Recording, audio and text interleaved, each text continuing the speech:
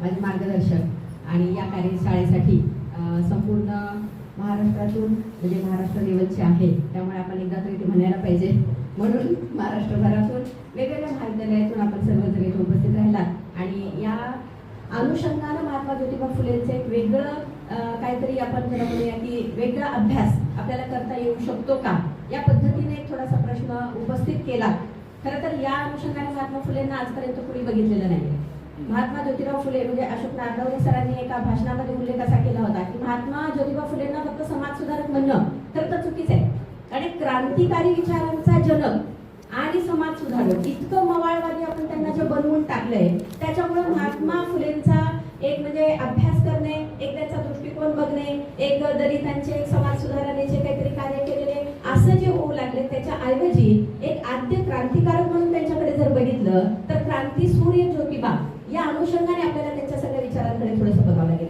मला वाटतं जो आपल्याला विषय दिलेला आहे तर त्याच्यामधून जो आपल्याला सांगितलं होतं की एक विषय कुठला तरी तुम्ही निवडा, एक कुठला तरी ग्रंथ तुम्ही निवडा आणि त्याच्यामधले जे त्यांचं एक लिखाण ज्या पद्धतीनं झालंय आणि त्याच्यातली लोकतत्वे आपल्याला कळाली पाहिजे.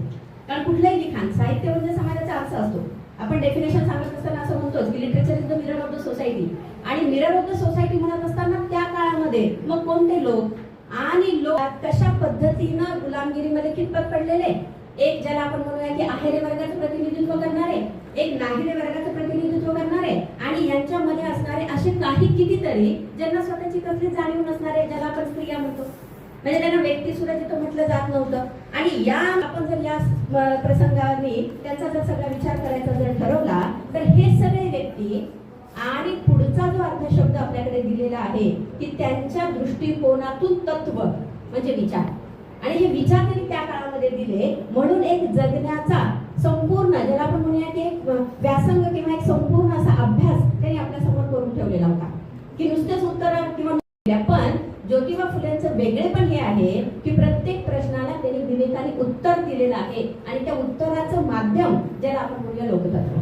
आणि म्हणून मग मी एक भाषेचे अभ्यासक म्हणून थोडासा एक समाजभान आपल्यामध्ये असावं आणि असलं पाहिजे प्राध्यापक म्हणून अशा सगळ्या अनुषंगाने जेव्हा ज्योतिबा फुलेंच्याकडे बघत होते आणि सुरुवातीला मला हे मान्य करावं लागेल, सांगावं लागेल की ज्योतिबा फुलेंच्या वरती माझ्या आईचीच पीएचडी झालेलं असल्यामुळं अगदी जेव्हा आम्ही जन्मलो आणि जेव्हा आम्हाला काहीतरी सगळ्या या गोष्टी कळू लागल्या होत्या त्यावेळेला महात्मा ज्योतिबा फुलेंच्याच घरात आम्ही राहतोय की काय असं सगळं एकूण वातावरण होतं.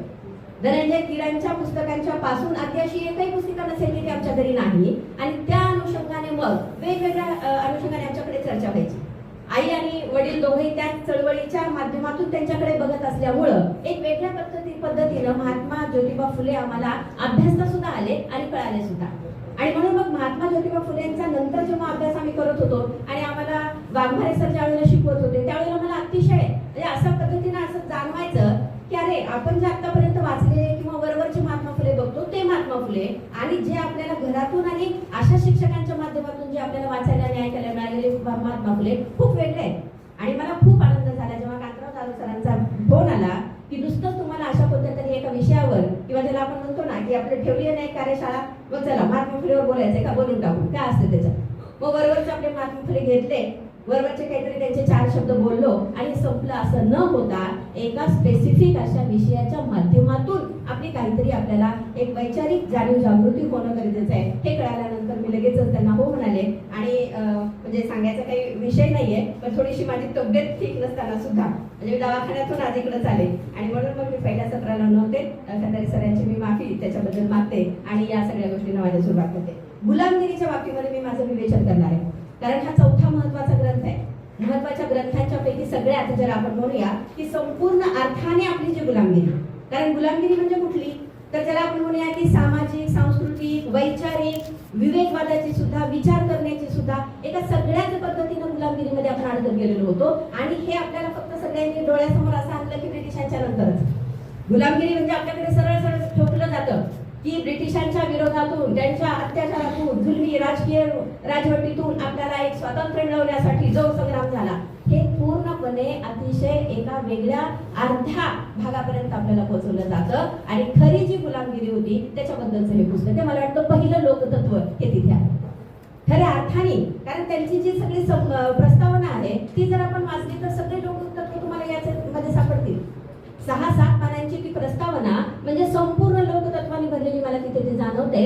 आणि त्याच्याही पेक्षा अर्पण पत्रिका जी या पुस्तकाची आहे, मला खरं मानवतावादाचं लोकतत्व तिथे सापडतं. कारण हे सगळं पुस्तक त्यांनी अमेरिकेतल्या गुलामगिरीच्या विरोधामध्ये जे व्हाईट अमेरिकन्स लढत होते त्यांना त्यांनी हे केलेलं, अर्पित केलेलं.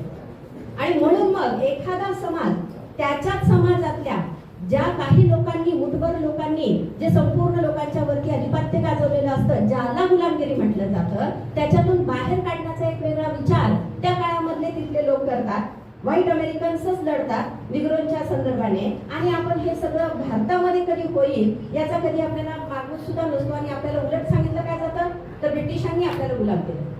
खऱ्या अर्थाने पहिल्यांदा गुलामगिरीची सुरुवात जर कुठून झाली, अगदी त्यांचे जर शब्द वाचले, अगदी 16 भागांच्या मध्ये हे पुस्तक विभागले गेले आणि संपूर्ण विवेकवादावरती ते संदर्भ सहित त्यांनी आपल्या समोर त्याची चिरफाड, आपल्याला शब्द सुद्धा असे वापरावे लागतील.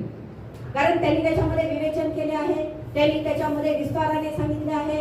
आणि ह्या सगळ्या शब्दांच्या पुढे जाऊन त्यांनी असे शब्द वापरले की तिथे फक्त एकमेव शब्द आपल्याला दिसतो की चिरफाड केलेली आहे.